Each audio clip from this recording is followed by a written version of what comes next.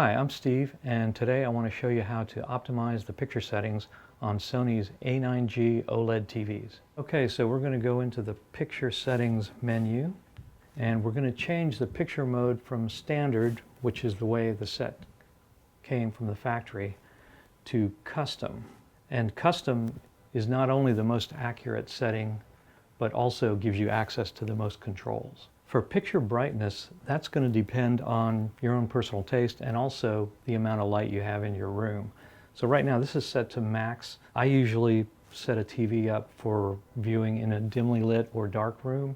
So I'm going to back this down to about 20. So the color setting is at 50, which is the default setting, right in the middle. And the color settings in this TV and most TVs are pretty accurate right out of the box, so I'm going to leave that alone. The light sensor is, there's a sensor in the screen that picks up the amount of light that's in your room, and it actually adjusts the brightness of the screen. I try to avoid having active processing going on and having the picture changing on an active basis, so this is something that I'm going to turn off. Okay, now we'll go to the advanced settings. Brightness we've already set. Contrast at 90, that's about right. You want it to be almost maxed out, particularly if you're going to be watching a lot of HDR content.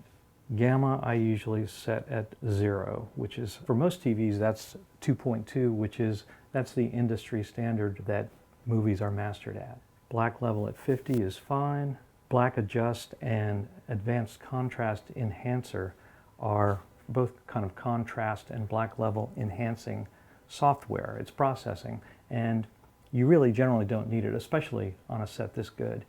So I'm going to leave both of these off.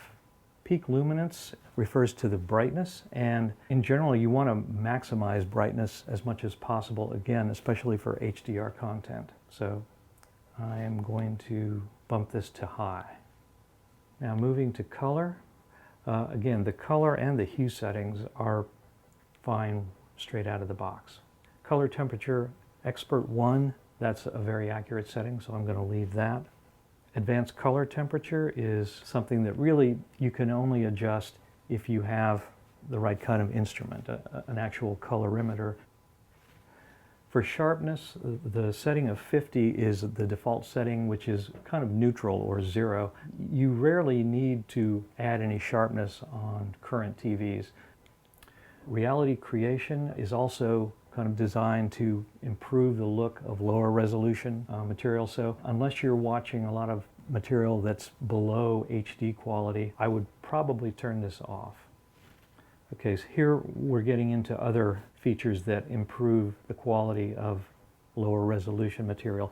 Random noise reduction is, that's for analog noise, and so I'm going to leave that off. Digital noise reduction is more to do with like the kind of compression artifacts that you get watching streamed content like Netflix or Amazon, picture blocking and that sort of thing. Again, I'm going to leave that off because most of the feeds now from Amazon and Netflix, particularly their 4K feeds, the noise is very low.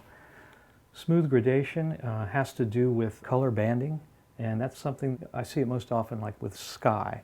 And this smooth gradation will help with that, but like these other features, they do reduce noise, but they also sometimes reduce fine details. So for smooth gradation, I'm going to turn that off as well. If you're watching something and you're noticing some banding, then you can go ahead and turn on smooth gradation. It actually does a really good job. All right, now we come to motion. And Motion Flow is Sony's brand of motion control features, and it's one of the best in the business. So you have a couple of different settings. The custom setting gives you access to these other features. I mean, you can just turn Motion Flow off, but when you have custom set, then you can go to Smoothness. Smoothness is the actual motion interpolation. It can help with blur and judder, but that can also sometimes create the soap opera effect. The clearness feature is something called black frame insertion. On TVs, oddly enough, one way to make motion look smoother is to introduce, a rapid flicker. And that's just the way our eye-brain visual systems work. The Cinemotion feature controls judder, which is a little different from motion blur. I'm going to start out with it off, and then if that's something that you see, when you're watching movies, then you can switch it back on.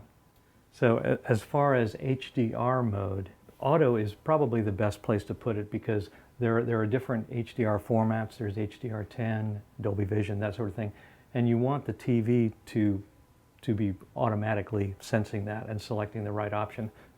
And the same for color space. So far the settings that I've been recommending are mainly for watching movies, like for, if you're using the TV's apps for Netflix or Amazon, or if you have a Blu-ray player connected. But if you have some other sources connected, there's some couple of changes you might want to make, specifically if you're using the HDMI inputs. And this is going to apply mostly to if you have like a video game console hooked up or a PC, you'd want to change the HDMI format from standard to enhanced. So one thing to know about with OLED TVs is that it is possible to get some screen burn-in. It happens very seldom, but it can happen. And when it's most likely to happen is if you leave the TV on for just hours at a time, like on a news channel that has like a logo or a crawl across the bottom that kind of stays in the same place. There are a couple of features built into the TV to prevent burn-in, and you'll find those under the expert panel settings. So the pixel shift actually moves the picture just slightly, a pixel or two, kind of constantly. It's nothing that you would ever notice when you're watching TV, watching movies or something. The panel refresh feature is something that Sony recommends that you run once a year. It's just a complete pixel refresh cycle. So that's about it as far as optimizing the settings on this Sony OLED TV. It doesn't take that much time, but it can really make a difference.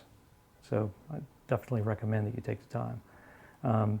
These recommendations are based on my own experience with Sony TVs over the years, as well as doing a lot of reading on websites like ratings.com that do their own testing and recommendations. So if you have any questions as far as setting up your TV, just give us a call.